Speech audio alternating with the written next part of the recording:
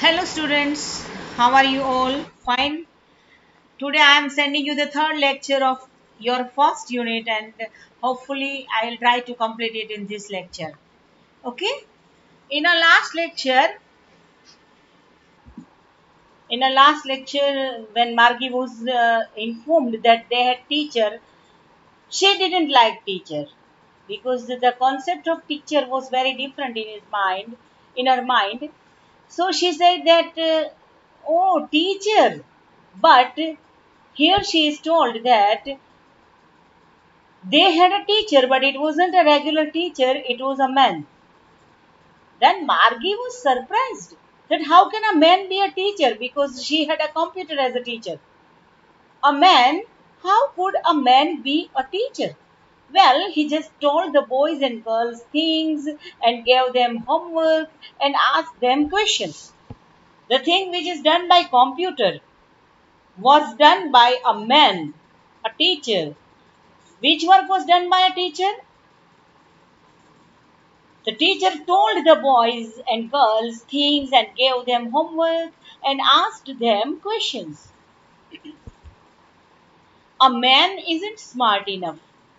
But Margie had a confusion. She said that how can be a man smart? A man isn't smart enough. Sure he is. My father knows as much as my teacher. Man is very smart.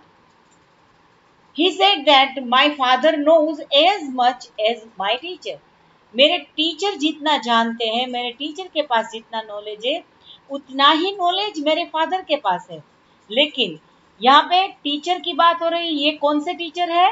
Computer वाले teacher. Computer teacher उतना ही जानते हैं जितना मेरे पापा जानते हैं. He knows almost as much as I betcha. Betcha, it is a word, it is informal word, it is the meaning is given on the right side of your textbook. I bet you. मैं आपसे bet लगाने चाहती हूँ कि he knows almost as much. I betcha. Margie wasn't prepared to dispute that. Margie didn't want to dispute because she was in surprised that how can a man be a teacher? She said, I wouldn't want a strange man in my house to teach me.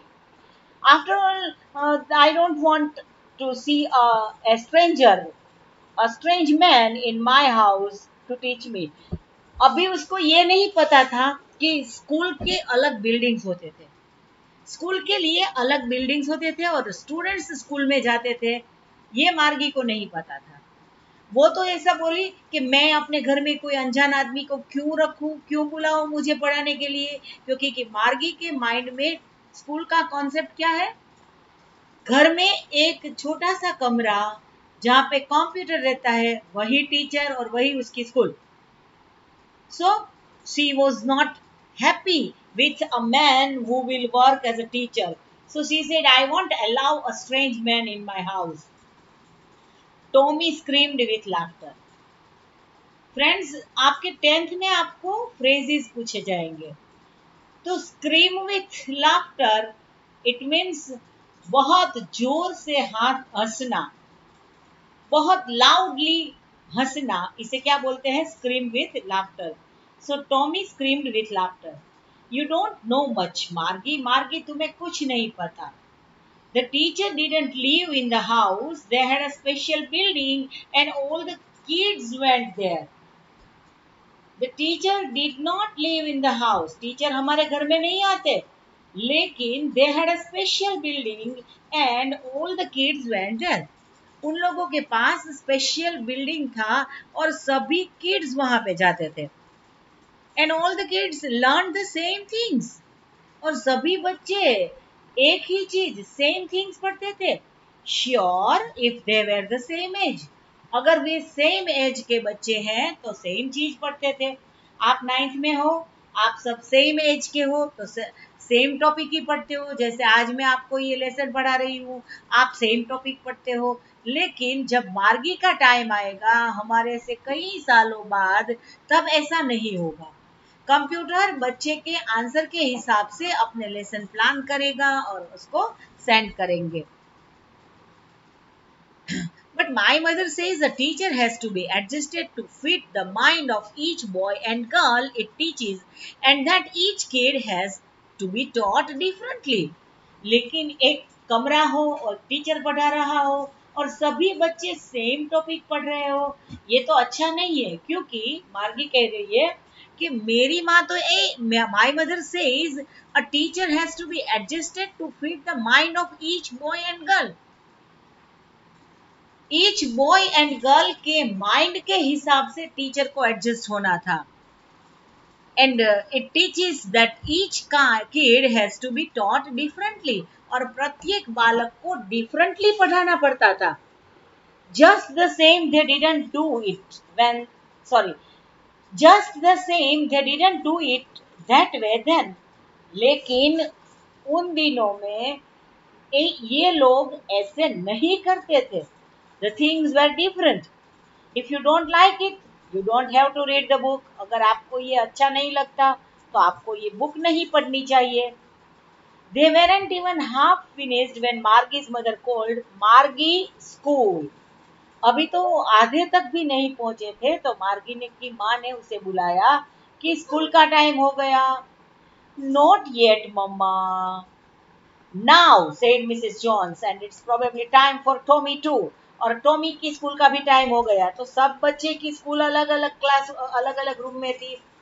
लेकिन मार्गी को अभी भी confusion था। Tommy उसे बता रहा था कि बच्चे एक बिल्डिंग में जाते थे, वहां पे कोई एक ह्यूमन बीइंग, कोई एक मैन वो टीचर होता था और सब कुछ पढ़ाता था। सब बच्चे सेम टॉपिक्स पढ़ते थे। लेकिन Margie was in confusion. She didn't want to accept the reality. वो नहीं रियलिटी एक्सेप्ट करना चाहती थी कि क्या सभी बच्चे एक ही टॉपिक पढ़ते हैं। लेकिन मेरी माँ तो ये कहते हैं कि टीचर को बच्चों की माइंड के हिसाब से एडजस्ट करना पड़ता था। क्योंकि मार्गी का टीचर तो कोई ह्यूमन बीइंग नहीं था, वो तो कंप्यूटर था। तो कंप्यूटर को तो एडजस्ट कर सकते थे ना, मेन्यू में जाकर हम कंप्यूटर को इजीली एडजस्ट कर सकते हैं। आप हमें नहीं एडजस्ट कर सकते, हम टीचर से हमें नहीं एडजस्ट कर सकते थे। So she had a confusion that teacher has to be adjusted according to the minds of students. So how can we adjust a human being? While they were talking and they had not reached even to the half part, Margie's mom called Margie. It is a school time, and it's the time for school for Tommy also. Said Margie didn't like it, so she said, "Not yet, Mama." And it's probably time for Tommy too.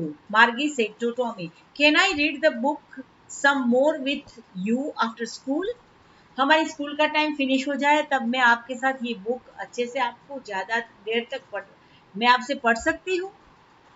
May be he said nonchalantly. Nonchalantly, it means he didn't show much interest or enthusiasm or he looked carelessly. Nonchalantly, इसका pronunciation आप अच्छे से सीख लेना। Maybe nonchalantly he said, he walked away whistling, the dusty old book tucked beneath his arm. He had tucked, it means he had locked, he had kept the old book under his arm and he said, okay, देखते हैं।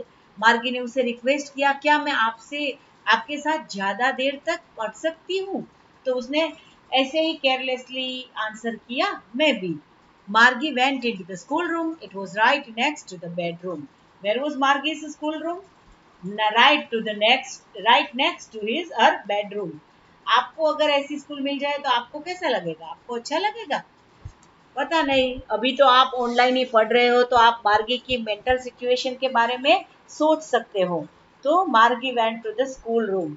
It was right next to her bedroom and the mechanical teacher was on and waiting for her. Mechanical teacher on थे it means computer on था and the computer was waiting for Margie. It was always on at the same time every day except Saturday and Sunday.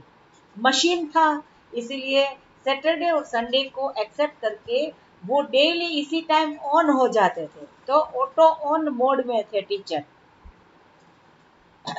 देखो ये मार्गी की school. ये देखो mechanical teacher was flashing on the screen. Mechanical teacher was on. ये इतना छोटा सा मार्गी का स्कूल था। Because her mother said little girls learn better if they learn regular hours. Regular time पे टीचर ऑन हो जाते थे। ऐसा क्यों होता था? क्योंकि मार्गी की माँ ऐसा बिलीव करती थी कि बच्चे अगर रेगुलर टाइम में पढ़ेंगे तो ही बच्चे अच्छे से पढ़ सकेंगे। The screen was lit up and it said, Today's arithmetic lesson is on the addition of proper fraction. आपको भी ये टॉपिक आता होगा मैथ्स में, पता नहीं, लेकिन टीचर ने बोला today's arithmetic lesson is on the addition of proper fraction. Proper fraction के एडिशन, एडिशन एंड सब्सट्रैक्शन आपको पता होगा। Please insert yesterday's homework in the proper slot. ये जो प्रॉपर स्लॉट है उसमें यस्टरडे का होमवर्क एंटर कर दीजिए। Margie did so with a sigh. She was thinking about the old schools they had when her father's grandfather was a little boy. जब उसके grandfather के ग्रैंडफादर छोटे बच्चे थे तब वे जिस स्कूल में पढ़ते थे, इस स्कूल के बारे में उसने सोचा।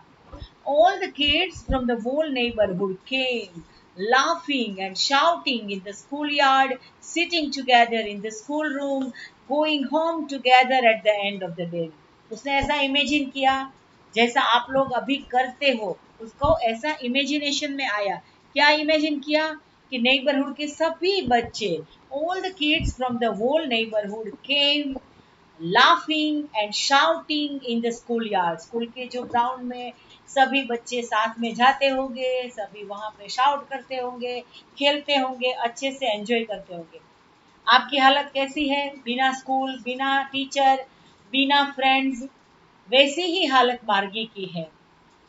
जैसे आप ऑनलाइन पढ़ते हो वैसे मार्गी की तो पूरी लाइफ ही ऑनलाइन है। आप तो 2 साल से ऑनलाइन पढ़ते हो, लेकिन मार्गी ने तो पूरी लाइफ में ये छोटे से कमरे में स्कूल है वहां पे ही पढ़ा है।